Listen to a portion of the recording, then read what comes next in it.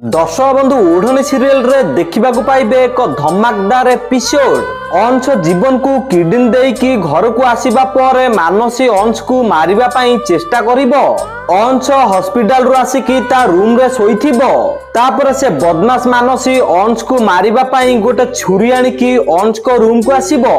तापर मानसी मने मने कहिबो ए परिवार मो सत न जानिबा दरकार, नहले जीवन बाबू मोठू दूरेई जिबे। ए अंश को तो मरिबा को पड़िबो। मानसी एमिति कहिकी अंश रो पेटरे छुरी भुसिबा को जाउतिबो। आउ ठीक सेही टाइम रे ज्योति आसिकी मानसी रो हाथ को धरि नेबे। तापर मानसी ज्योति को देखिकी पूरा डरी जिवो। तापर ज्योति मानसी को कहबो मु बुझी जाइथेली तू जते बेले जीवन बाबू को पाखरे देखा देलुनु, मु जानि गली जे तू कोन गोटे नुआ चक्कर चलाउचु।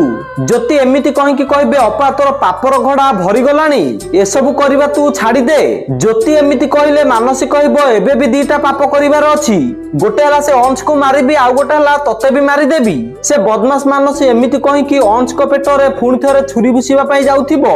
हेले ज्योति से मानसी रो हाथ को धरिकी बुलेई देबे।